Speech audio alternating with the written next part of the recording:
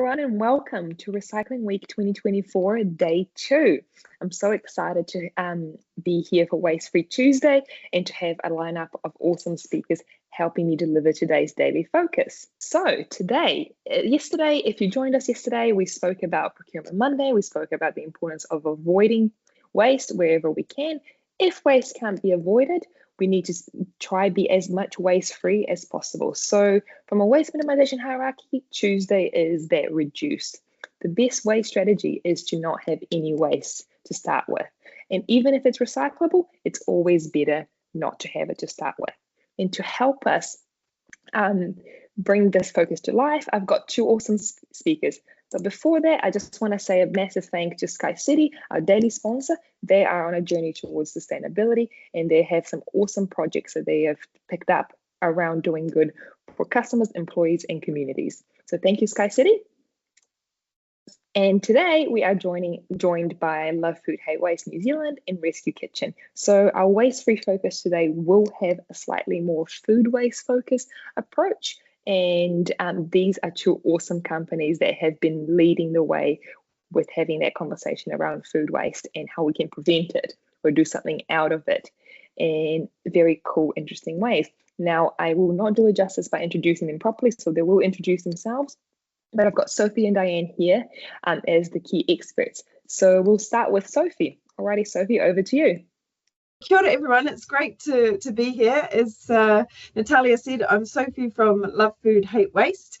We run nationwide campaigns to help Kiwi households reduce their food waste. So really privileged to be back here this year as part of Recycling Week. Before I get started, I just wanted to congratulate you all for being here and taking part. It's really fantastic to see Kiwis getting behind this initiative, and we really hope that today you take away at least a couple of good nuggets to help reduce your food waste. Because sadly, as some of you may be aware, food waste is a massive problem in New Zealand.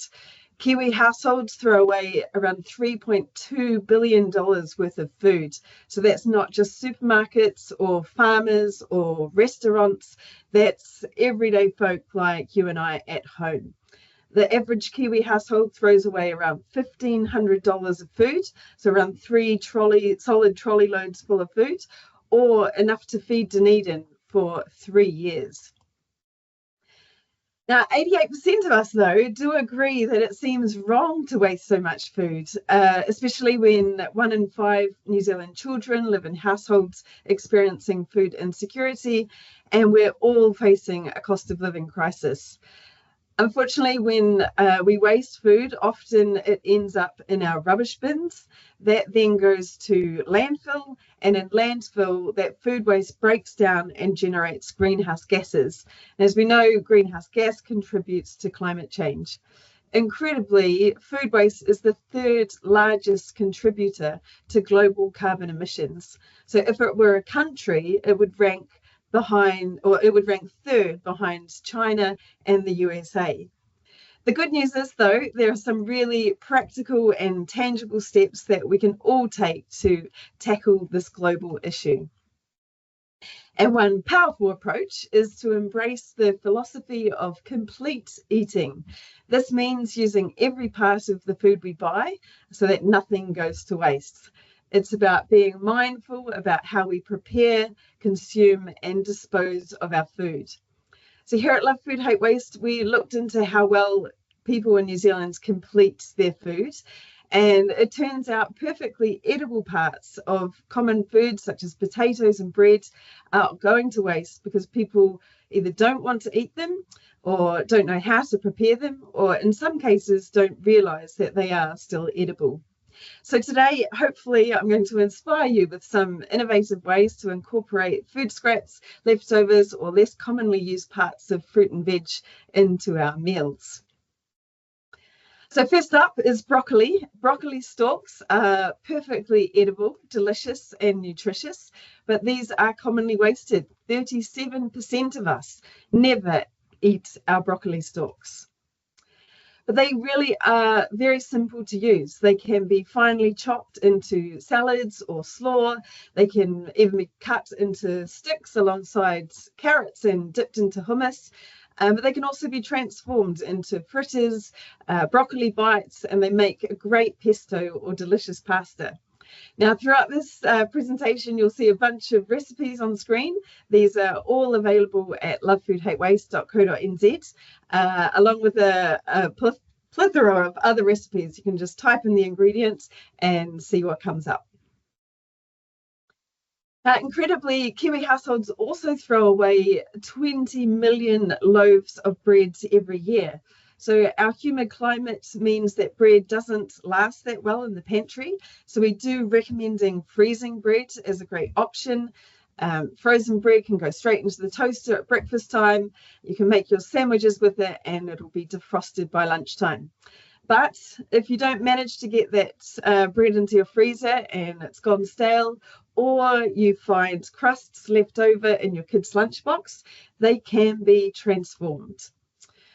And with Christmas around the corner, I would highly recommend our bread blissful recipe. You wouldn't even know they have been made with old stale bread. They make a really fantastic gift, especially for Secret Santas. And on our website, you can also download a beautiful recipe card to go with them and gift tags. So it's that really fantastic Secret Santa gift that's kind to your planet and your wallet. But beyond bliss balls, there are multiple ways to use up old stale bread or crusts, from puddings to aioli and garlic bread chips.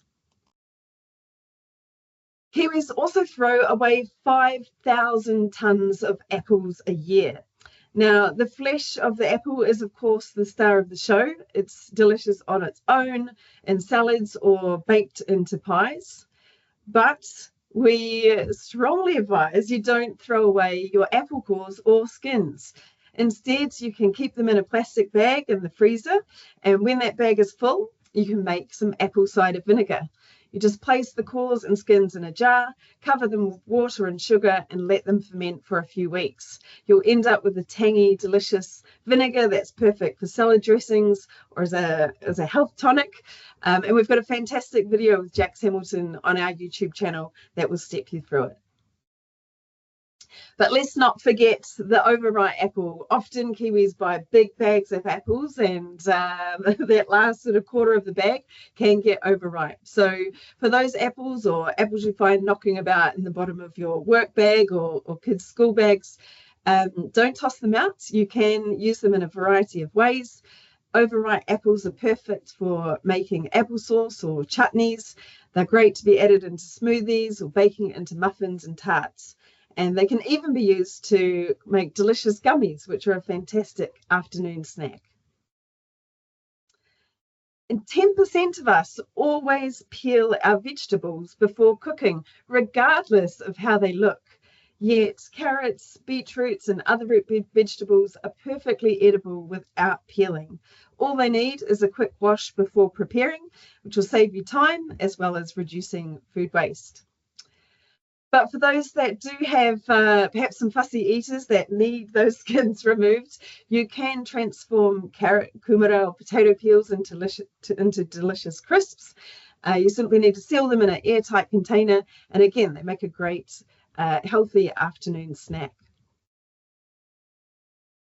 But there is nothing worse than having taken the time to utilize every part of an ingredient only to let them go to waste. The leftovers get lost at the back of the fridge. So my final tip of the day is to set yourself up with an Eat Me First shelf. This helps keep track of those items that you need to eat first to make sure nothing ends up in the bin and all your hard work doesn't go to waste. You can order our free reusable Eat Me First stickers on our website. Over 80% of people that are using our stickers say they're wasting less food and saving money by eating things that they would have normally forgotten. So I hope that's given you some inspiration into how to make the most of the food that you buy. If you have ideas, we'd love to hear them. Head over to our socials and let us know how you complete your food. Or now that I know the chat function is live, I'd love for you to pop into the chat now how you might turn leftover scraps or food items that people don't normally eat into delicious meals. And finally, for more recipes, our website is full of fantastic ideas. And beyond recipes, there's lots of other helpful resources, including our A to Z storage guides, or ways and tips and tricks to advance your food waste reduction journey. So yeah, again, thank you all for coming along today. I hope you found a couple of nuggets to take away. Thank you, Sophie. I'm sure this was a hard presentation to sit through with all the yummy food on screen and being lunchtime. But let's hand it over to Diane, who's going to tell us a little bit of what happens when we can't quite prevent all that food waste. Kia ora, thanks for having us along today. Really appreciate this opportunity.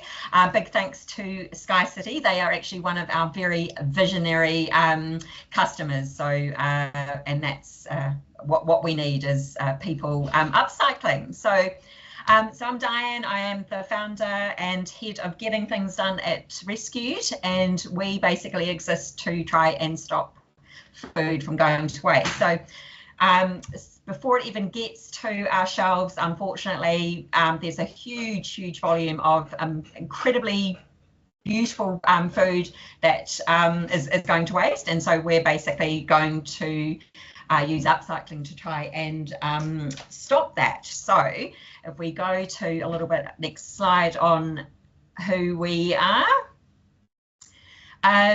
So we're a small team. We're based in Onehunga. We've been doing this for about 3 years, and we've kind of described ourselves as preservation experts. So one of the best ways to stop from food from being wasted is actually preserve it. So these are techniques that have been around for centuries: dehydrating, freezing, cooking. It's now kind of been given a new global name, and that's called upcycling. For us, we just kind of think of it as doing the right thing. You know, we've got all this amazing food and it just simply shouldn't be wasted. So yeah, as I say, we're a small team but growing, and just absolutely so passionate about what we do. Next slide. So this is the super long Upcycled Food Association definition of what upcycled food is. So it's the easy way for anyone to prevent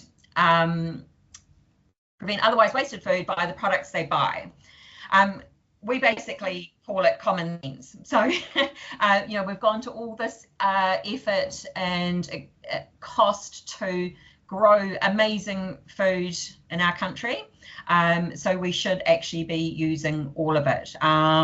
So what we're trying to do is fill a gap that really hasn't existed before, and that's to stop the deterioration. So, and again, we just do that through mainly dehydrating.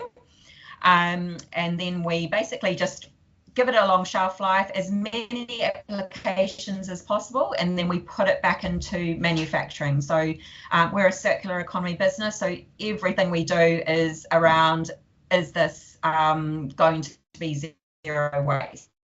So we turned 3 in October, and so far we've managed to rescue and process over 100,000 kilos of bread, mainly bread and produce, but we do some other random exciting things like spent juniper berries. So that's all the beautiful botanicals when gin makers distill gin. So we take that, dehydrate it, turn it into a powder, and voila, we have this new flavor bomb epic ingredient. So we do random things, but then also our big focus is on bread and produce.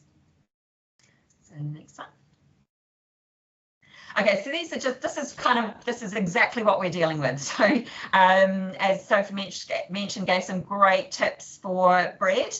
That is absolutely brilliant, but before it gets to consumers, there's in the supply chain, there's a lot of bread being wasted, and that goes right back to even ingredients that make the bread. So throughout the whole supply chain, there's product and ingredients being wasted. So we work with Woolworths and other supermarkets to take that surplus bread, which has no shelf life, and then through the dehydration process, when we get it back as what we have called rescued bread flour, it has a shelf life of 2 years. So what that does is gives us the opportunity to put that back into manufacturing. So any product that's currently made with flour, we now have our power flour, and that's giving, we claim we're giving putting the purpose into all purpose.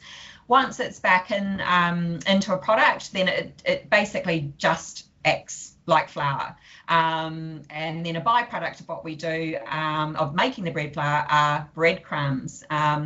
Blew my mind that the breadcrumbs on our shelves aren't made from leftover bread, and they're also imported. So we kind of want to stop doing that as well. So the before shot and then the after shot is all of the incredible things that we make. So we start from a baking mix, and then that baking mix then creates cakes, and they're also designed for our customers, which are consumers and business customers like your cafes and restaurants, to upcycle their own ingredients. So you've got your bananas and your apples or leftover vegetables from the restaurant buffet, put them into the baking mix, create a new product, you start the shelf life all over again. So everything we do, every product design, every everything we do is driven around the circular economy,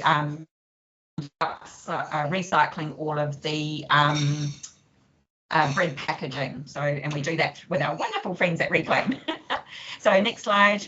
So bread's the biggest because it's the most wasted product basically in the world, but we do everything: carrots and tomatoes and bananas, lots of bananas, because bananas, and I'm learning all these things every day, bananas are actually the biggest, most sold item in the supermarket. So because of that, then there's also a lot of wastage. So we pretty much rescue everything. So the tomatoes, again, we process them. They come direct from the grower. Our whole business model is built around also rescuing our economy and giving back to growers and giving them new options for additional revenue streams. So those tomatoes get turned into new products, along with the muffins. The products that we do that I'm most proud of are our products that go to the Kaora Kaoko Healthy School Lunch Program. So because we have amazing customers, we're currently sending out about 20,000 muffins and about 1.5 tons of tomato pasta sauce that then go into the lunches that we're providing our the school kids. So that is every Friday, now twice a week when that truck goes out, it has over 0.5 ton of would have been wasted bread and produce, and it's going to feed our kids. So that makes me incredibly proud. But alongside the products that we get back into those channels, we also work with retailers and food service to create products. We also do a lot of collaborations, which I think is going to be the next screen. So effectively what we do is we're just revaluing food. We believe it shouldn't be wasted. We want to give back to everyone, and we also want to reduce the impact that this continuous growing and wasting is having on our soil and other resources. So that's one of our happy, that's actually a friend of mine. She got roped in when she was on holiday from Australia, and you can tell from the smile how rewarding she felt coming into salt tomatoes. So next one. Okay, so collaboration is the absolute heart of what Rescue does. So we are working with manufacturers to basically just make a swap. So and so with Remarkable Tortillas, a like-minded, incredible, sustainably minded business, connected with them. They were on board, and just with a little bit of R&D and a lot of love and patience, we've been able to create the world's first upcycled tortilla wrap.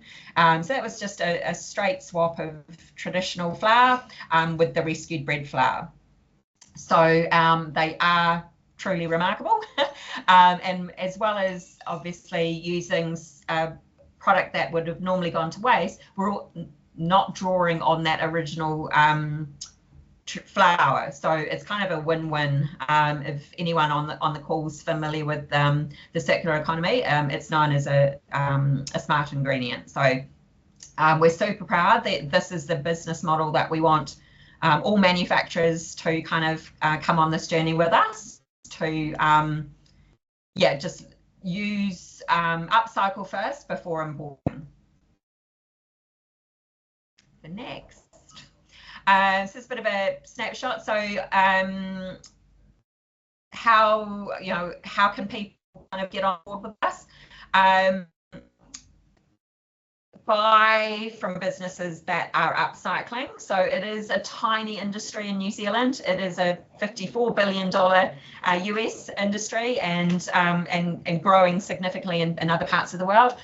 We're, as you can see from the screen, we're tiny in New Zealand. But if you do have the opportunity, if you use catering through work, then Montana and Urban Gourmet and those brands, that they do this, Bid Food. So if you are in food service, then please support upcycling through those, because it literally is the easiest way to make an impact. People always get overwhelmed into, oh, how can I make a difference? Just be really conscious of your buying decisions, and understand where your product's actually coming from. And then we do have a small range of retail products on the shelf in, I think, about 29 stores in Woolworths. So if you see them, please grab them. Bake a cake and share, and add your own leftovers. The savoury one is fantastic for all of the things in the back of the fridge, and just put them all in, and they honestly could not be any easier to make. And as we say, you're baking a difference. So I think finally, just if you scan the QR code, that'll take you to our website. But please reach out. We're in this together. We want to kind of help solve the problem. We know we've got the solution. We've even got it backed up. We're just super excited to win the New Zealand Food Awards for Business Innovation a couple of weeks ago. So that was a timely reminder that it is completely all worth it. And that these calls, everyone making the time to come and listen to what's being done for the industry, then that's, you've already made an impact. If you're in the city down for the next few days, today, tomorrow and Thursday, Precinct Properties, come along to. Today we're at HSBC, tomorrow we're at the Aon Centre, and then Thursday at Commercial Bay. Come down, have some delicious cake, spin and win. Massive shout out to Precinct Properties, who've kind of got in of support of Rescued, and we're now chatting to the cafe tenants. So because that's the dream, the cafes start stocking Rescued products, because every bite makes an impact. So I think I'm probably well over my time, but please reach out if you know of surplus food problems. We're here to help. Love collaborations, and anything we can do to help. Thank you, Diane. Alrighty, so we'll just head on over to our Q&A. But how awesome is it that we've had 2 examples of bread and how you can actually recycle it and keep it in circulation for longer, with some awesome recipes from Sophie, and then obviously throughout the supply chain, what we can do as part of that. So there's been a question I've just seen pop up, but I think it's in the chat. Do all the manufacturers that use your ingredients have your logo on their products? Diane, I'm guessing that's for you. So far, yes. And because the way we work it, rather than us going out to manufacture our own wraps, for example, there are already amazing companies making, specializing in it with trusted brands. So for us, it's about that collaboration and working with them. We're in the process of applying for the Upcycled Food Association certification for the rescued bread flour. So what that means is then any companies using our ingredients can then also apply for that certification. So it's the first time it's been available outside the States and Canada. So we're soon away. But it's completely up to them. We don't insist on it. Our goal is to make this mainstream, but I think we need to go to a transition, and manufacturers that do choose it, it's giving them a huge advantage in the fact that they're actually contributing to solving a really big problem. Awesome, thank you. Sophie, I've got a question for you, because I often get asked, is waste-free truly possible? And I want to kind of hear from you, obviously working from Love Food Hate Waste, what are some of the key, whether you think it is possible, and what are some of the key steps that people can do towards achieving that? That's a great question, Natalia. I mean, anything is possible, right? So yeah, I mean, in terms of your household food waste, we have a mantra here at Love Food Hate Waste, which is think, shop, store. So really think about at least the next 3 or 4 days worth of meals that you need to prepare. Who's out, who's in, how busy are you going to be? Are you going to have the energy to put in a big 5-course meal, or you just want something quick and easy out of the freezer? And think about what you already have that needs to be used up. So going to that Eat Me Fresh shelf and taking a look, and then using those ingredients to prepare a little meal plan. As I say, it doesn't have to be a full week, it can be just a few days out. And then write a shopping list. So many Kiwis do write a shopping list and then they forget it. But we have evidence that shows if you write a shopping list, take it with you and stick to the list, you're more likely to only buy what you need. And then when you get home, store it correctly. So as I mentioned in the Prezzo, we have a to Z storage guide on our website. So making sure you're putting things away in the right place to make sure that bread doesn't go moldy, or you get the most out of your shop is definitely the easiest steps you can take to reducing your food waste at home. I think you forgot the fact that don't go to the store while hungry as well, right? Because that tends to add things to the trolley. We have just gone slightly over time, but I do have a final question, as there's been a few questions around mold on bread, and I remember from a previous webinar, Sophie, that you've spoken a lot about how to store bread to prevent that from ending up being waste. So have you got any tips or tricks to avoid that? And the freezer really is your friend when it comes to bread. Because of that humid climate, it can go moldy. And I think someone's popped in the chat there. Yeah, if you do see mold or a little bit of mold on a loaf of bread, unfortunately, it's likely that there's mold spores now throughout that full loaf. So it will need to go into the compost bin or the worm farm. But yeah, I mean, if you have space in the freezer, we would recommend that, or you can keep it in your fridge. But yeah, I would recommend, especially once you've got through that first half of the loaf, just put that second half in the freezer, just to save it from turning. Or alternatively, you just buy that bread, make it into bread flour, get some of rescued bread flour, right? Thank you so much, both of you, for your insights and knowledge on the food waste, and thank you everyone for joining us today. You should be receiving a link of the recording later on today. If you do have any more questions, feel free to email us. And thank you so much. I hope you've learned something, and I'll see you all tomorrow for Reusable Wednesday.